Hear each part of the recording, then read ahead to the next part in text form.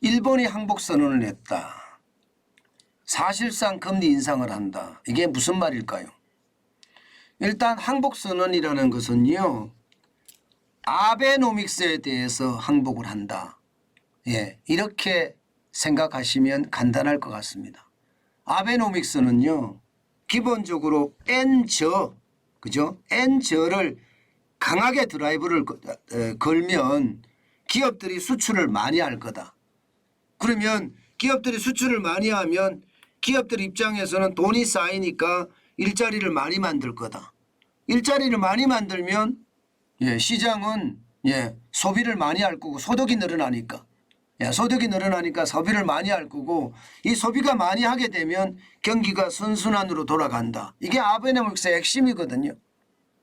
그런데 그러다 하루 있고 일본은행 총재는요. 바로 이것을 포기했다는 것과 다름이 없습니다. 그래서 제가 항복선언이라는 표현을 썼습니다. 그러면서 말입니다.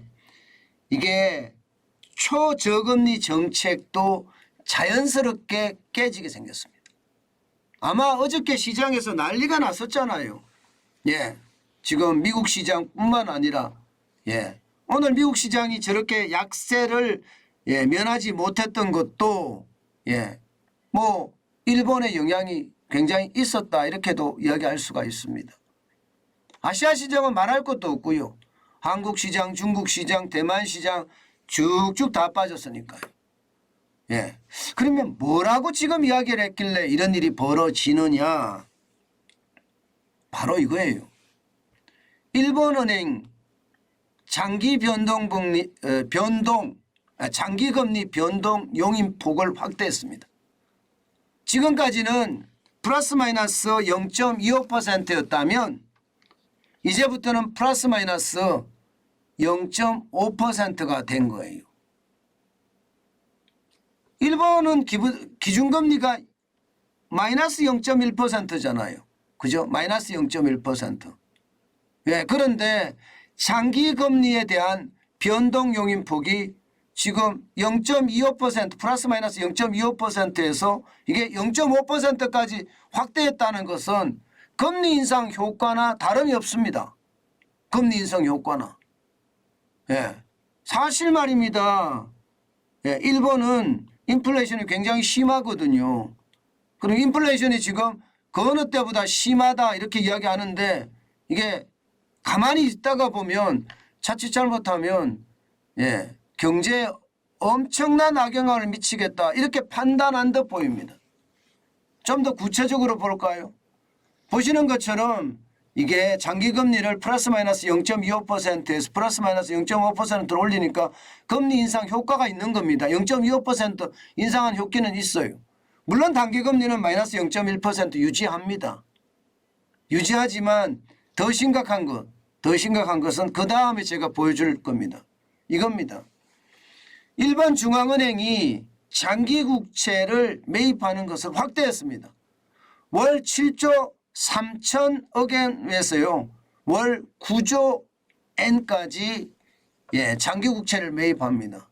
여러분 이 말은 돈을 푼다는 이야기죠. 돈을 푼다는 이야기예요. 국채를 매입한다는 것은요. 시중에 있는 국채를 매입한다는 뜻이에요. 시중에 있는 국채를 매입한다는 뜻이 이게 국채를 파는 것이 아니니까 말입니다. 그러니까 이것도 뭔가 시장의 어떤 변화의 어떤 촉매라는 겁니다. 촉매. 장기국채를 계속해서 매입하는 것을 확대한다 이렇게 이야기하니까 채권에 대한 부담감이 아무래도 있는 거에다가 실제로 금리는 0.25%포인트 인상한 효과를 가져왔으니 시장의 변화라는 게 엄청날 수밖에 없겠죠. 실제로도 말입니다. 여러분 보세요. 미국 10년물 국채금리가 19일에 0.25%였던 것이 20일에 0.41%로 이거는 뭐예요? 급등이라고 해야 되나요? 폭등이라고 해야 되나요? 그야말로 핵폭등이라고 이야기할 수 있습니다. 핵폭등. 엄청나게 올라버렸어요. 장난 아닙니다. 장난 아닙니다. 엄청나게 올라버렸습니다. 시장이 당연히 이렇게 될 수밖에 없습니다. 이제는 10년 만기 장기국채 금리가 플러스 마이너스 5%까지 올라간다고 하니 시장의 분위기는 확 달라질 수밖에요.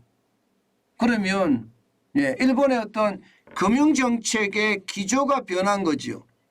그러면 원엔 환율이나 원달러 환율은 어떻게 될까요? 엔달러 환율은 어떻게 될까요? 엔달러 환율은 강세를 나타냅니다. 강세. 132.61원까지 떨어졌습니다. 엔달러 환율은. 그럴 수밖에 없는 게 말입니다. 여러분. 이게 달러 인덱스라고 있습니다. 달러 인덱스는 6개 통화 대비해서 달러의 가치를 나타내는 지표인데 지금 유로화 같은 경우 금리를 계속 올리니까 유로의 가치가 계속 올라가죠. 이게 유로화가 달러 인덱스, 달러의 가치를 결정하는 데 있어서 비중이 56% 차지합니다. 그 다음이 엔화가 차지합니다. 엔화가 적어도 10% 이상이고요. 영국의 파운드화가 10% 가까이 됩니다. 그리고 캐나다 달러, 스위스 프랑, 스웨덴의 크로니 이 6개 통화거든요. 그중에서 가장 많이 차지하는 비중을 가지고 있는 게 유로와 엔화, 파운드화예요. 이 세 가지만 합치면 거의 말입니다. 거의 한 90% 가까이 되니까요. 그러면 엔화, 쉽게 말하면 금리를 올리면 엔화가 강세를 유지할 수밖에 없죠. 그러면 엔화가 강세를 유지하면 상대적으로 달러는 약세를 유지하겠죠. 실제 약세를 유지한 게 이게 현상입니다. 그래서 132.61까지 지금 떨어진 거예요.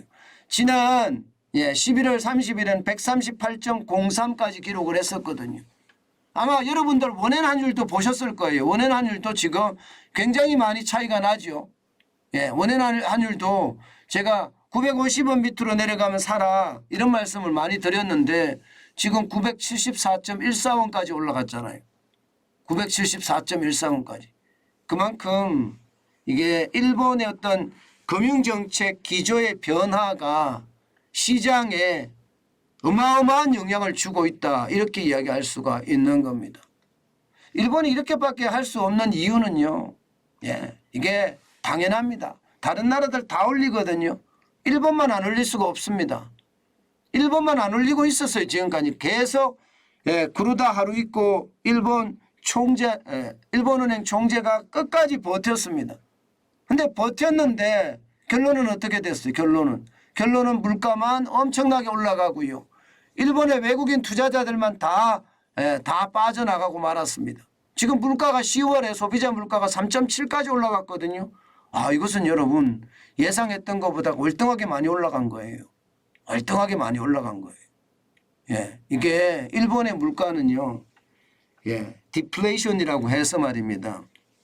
저성장의 저물가가 계속 이어졌거든요. 저성장의 저물가. 디플레이션은 일본식 불황이라고도 이야기할 정도로 한 번 걸리면 빠져나오지 못하는 겁니다. 그런데 일본의 물가가 3.7까지 올라가니까 일본 사람들도 스스로 놀랐어요. 야, 물가가 뭐 이렇게 많이 올라가. 이대로 가다가는 저성장은 더 심각한 저성장에 빠지고 물가는 물가대로 올라서 스태그플레이션의 위험성까지 있네. 디플레이션 이후에 스태그플레이션이 찾아오면 경기는 곤두박질 칠 수밖에 없거든요. 그래서 일본의 어떤 과감한 결단, 일본은행의 과감한 결단이 있었던 것은 아닌가 저는 이렇게 생각을 합니다.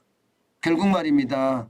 시장의 변화를 일본도 맞춰 따라간다. 뭐 이렇게 이야기할 수 있을 것 같아요.